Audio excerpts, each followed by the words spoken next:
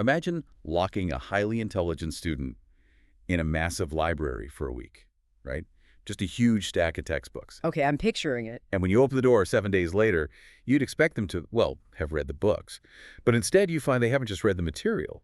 They realized the textbooks were flawed, entirely rewrote the curriculum from scratch, and somehow rewrote the curriculum from scratch, and somehow upgraded their own brain to process information twice as fast. Which sounds completely like science fiction. Exactly. It sounds insane. But that is essentially what an artificial intelligence model out of Shanghai just did. It really is a complete inversion of how we've historically understood machine learning. I mean, we are so accustomed to the human-directed approach, you know? Right. We curate the data, feed it in, grade it. Exactly. We feed the computer, we grade the output. The model is just this passive sponge.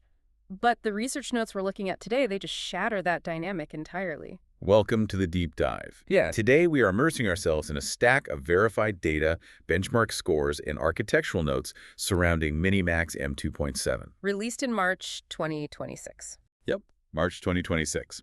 And the mission for our deep dive today is to understand how this specific model represents the dawn of recursive self-evolution in AI. Like what happens when an AI co-designs its own brain? And more importantly, how this new breed of autonomous collaborators is going to fundamentally change your daily workflow. It's a huge shift. Okay, let's unpack this, because where do we even begin to make sense of M2.7? Well, I think we should ground this in what MiniMax was doing before this release, because they were already making waves in the industry with powerful multimodal models like their Hailuo video generator. Oh, right. Hailuo was everywhere. Yeah, it was huge. Right. But the M2 series, and M2.7 specifically, is fundamentally different from a tool that just generates a video or spits out a text summary.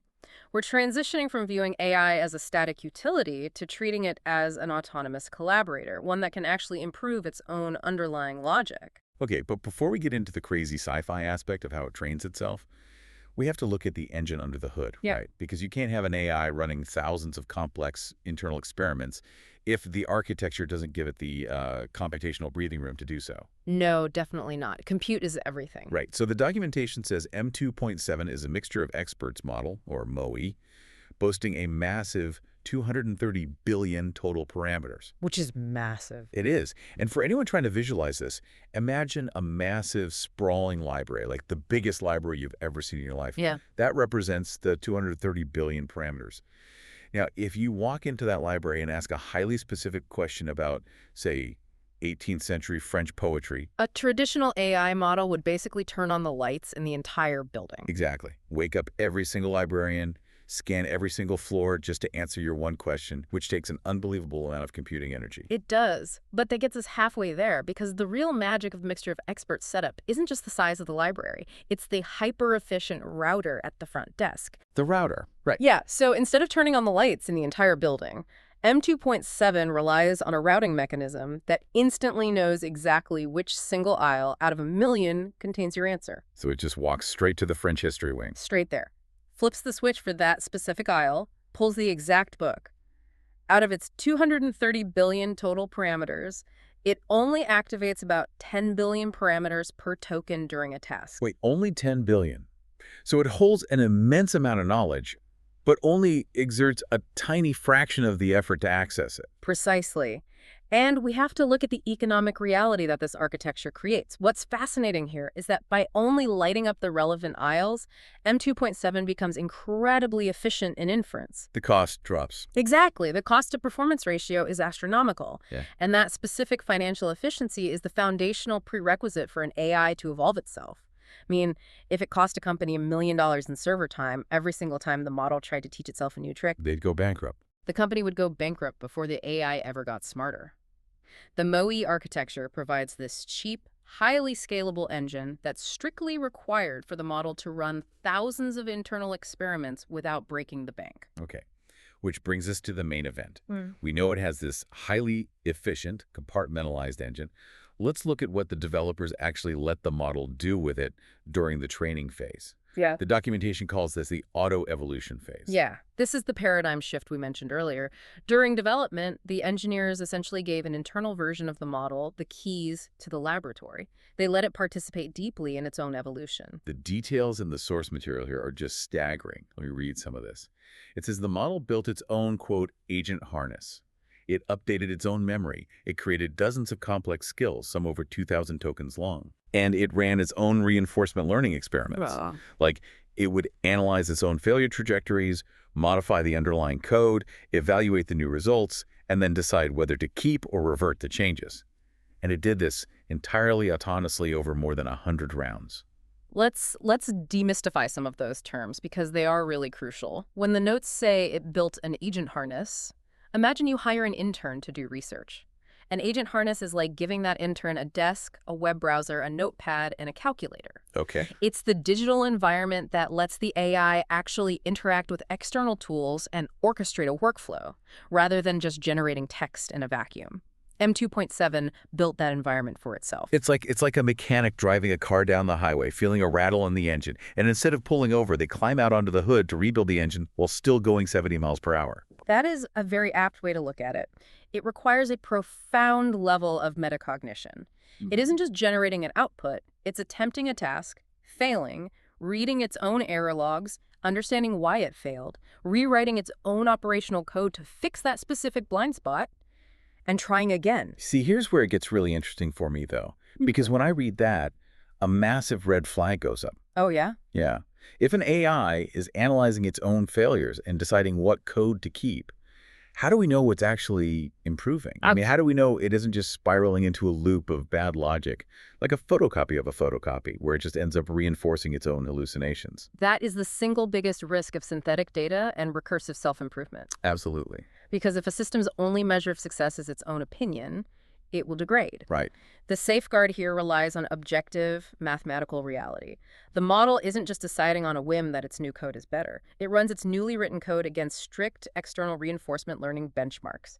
But wait, who writes the math problem it tests itself against? If it's writing its own test, isn't that still grading its own homework? That is the brilliant part of this specific methodology. The system might generate the proposed solution, but the evaluator is a fixed objective compiler. Oh, I see. So for example, if the task is to write a Python script to sort a massive database, the AI can rewrite its own logic 100 times, but the final judgment comes from simply trying to run the code. Does the code execute? Does it crash? Exactly. Does it sort the database faster than the previous attempt? The evaluation is an unbending law of computer science, not a subjective opinion. If the code breaks, the objective school drops, and the AI reverts the change. So it has a permanent tether to reality. Yeah. It literally cannot hallucinate a success because the code either compiles and runs successfully or it doesn't. Yes. And the results of this autonomous reinforcement loop are undeniable. The developers reported that this auto-evolution phase led to a roughly 30% improvement in their internal benchmarks. Wow, 30%. A 30% leap in capability that was entirely co-designed by the AI itself. We've moved from humans training AI to AI actively co-designing its own training curriculum. That is wild. But if the AI is designing its own training, the ultimate proof has to be in how it performs against the rest of the world, right? Internal benchmarks are one thing, but let's look at the model's actual report card. The independent benchmarks. Exactly. The independent tests are where M2.7 really proves that this auto-evolution architecture is viable.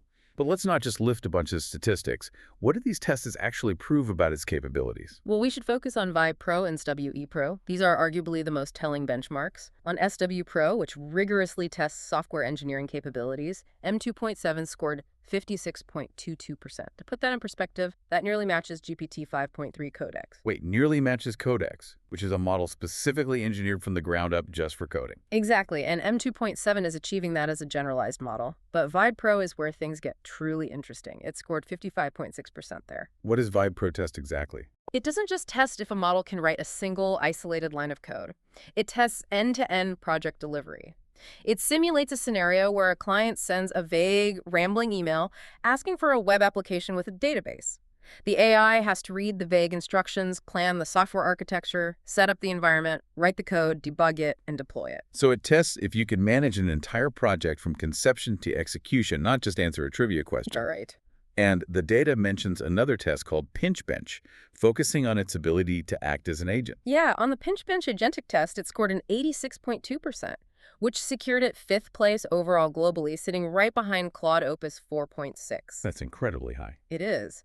It also took second place on KiloBench, which runs 89 complex autonomous coding tasks. Oh, and it hit a 66.6% medal rate on the MLE Benchlight, trailing only the very top closed models.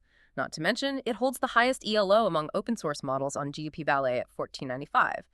Okay, those results, they paint a very specific picture of what this AI actually feels like to use.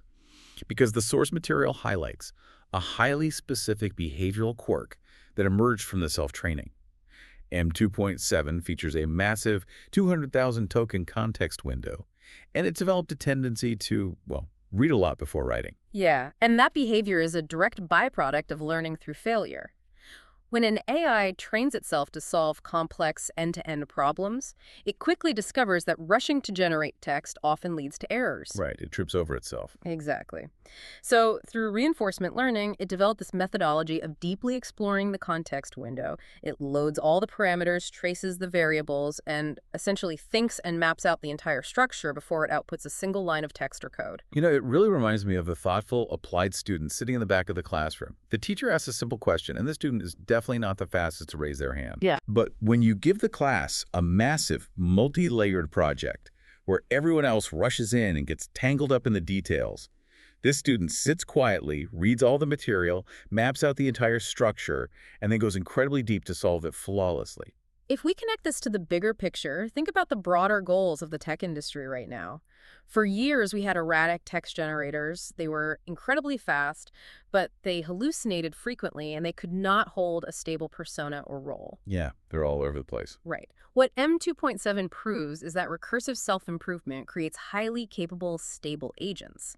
Its strengths are in complex debugging and multi-agent team collaboration with stable roles. Because if you're putting together an AI agent team to build an app for you, you do not want the AI that's playing the lead architect role to suddenly forget its job and start writing marketing copy halfway through the project. Exactly. Stability is the holy grail of prolonged agentic workflows, and autoevolution seems to breed that stability naturally. Okay, so what does this all mean? Let's bring this down to earth for you, the listener.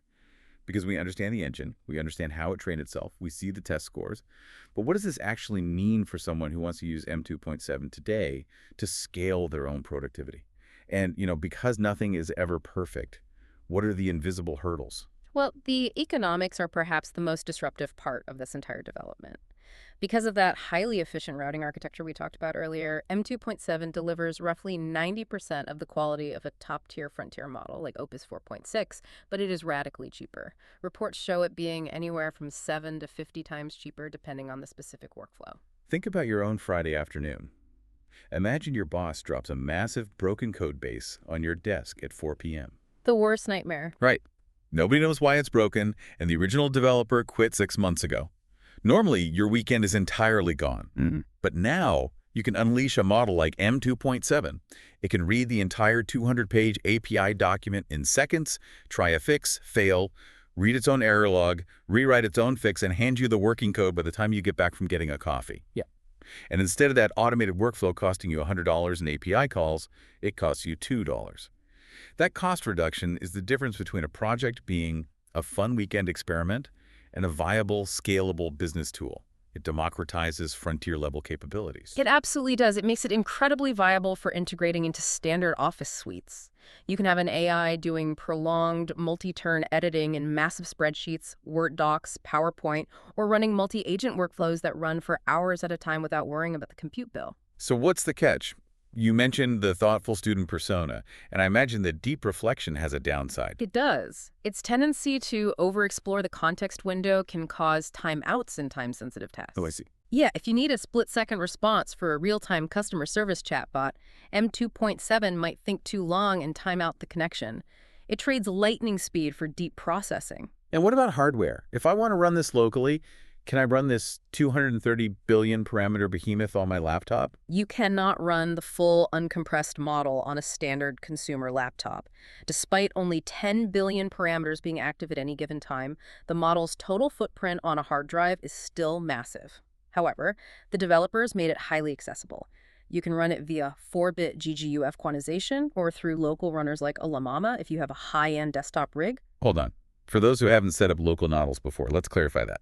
When you say 4-bit quantization, you basically mean taking this massive digital brain and mathematically compressing it, right? Basically, yes. It's like taking a massive high-resolution photograph and compressing it into a smaller file. You lose a microscopic bit of detail, but suddenly it fits onto the graphics card of a high-end desktop computer. That is an excellent way to describe it.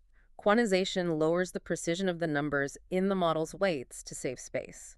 And tools like Llama act as the software that lets you easily run those compressed models on your own machine. Nice. Alternatively, if you don't have the hardware at all, you can access it very easily via cloud APIs like NVIDIA NIM and Hugging Face. The technical barriers to entry are practically non-existent. There's also a macro layer to all of this that we absolutely have to touch on, the geopolitical and alignment landscape. M2.7 comes from MiniMax, a company based in Shanghai. And they released this model with open or semi-open weights. Right. And the release of a model this powerful with open weights highlights China's growing leadership in open AI innovation. From a purely technological standpoint, this vastly accelerates global progress. Researchers everywhere can download the weights, tinker with the underlying architecture, and build upon it freely. But that same open-weight approach with a model capable of self-evolution is sparking intense debates about international security and dual-use concerns. Oh, definitely. Because when a model is closed behind a corporate API, the company can enforce safety guardrails. But if you release the open weights of M2.7, anyone can download it onto their own private servers, remove those safety guardrails, and let the model recursively self-evolve to solve malicious problems without oversight. That is the core of the global security debate happening in the regulatory world right now. Just objectively, that tension exists. It is a critical dynamic, and this raises an incredibly important question as we look toward the future. M2.7 is a proof of concept today, but the industry is already looking at the horizon for a future M3.0 model. We are talking about a model that might be capable of handling 30 to 50% of complex research workflows entirely without human intervention. Wait, really? That's half of a knowledge worker's job, completely automated by a self-evolving system. Exactly, and the core challenge of AI alignment becomes exponentially harder in that scenario. Yeah. If an AI is co-designing its own training, how do we guarantee that these self-evolving systems remain aligned with human objectives over the long term? When the model is writing its own rules for success, we have to be absolutely certain that those rules ultimately benefit humanity. It is the ultimate balancing act between limitless potential and essential control. Yeah. And that really brings us full circle on our journey today.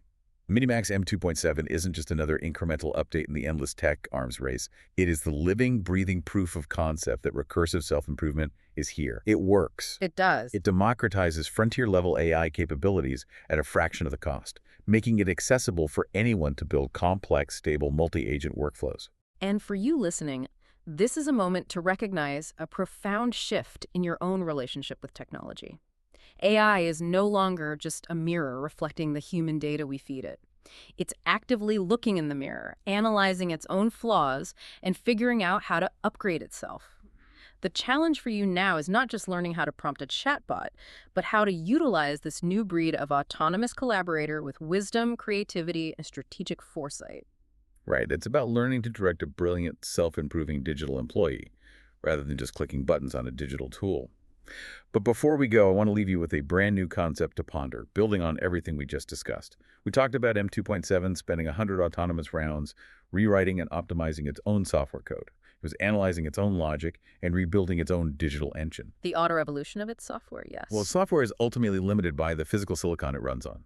If an AI model can successfully analyze its own software failures, run experiments, and autonomously design better code, how long until an AI realizes that its physical hardware is the actual bottleneck? Could a future, self-evolving model look past its software and begin autonomously designing next-generation physical silicon chips, perfectly optimized to match its own evolving brain? A self-improving mind designing the physical architecture of its own evolution.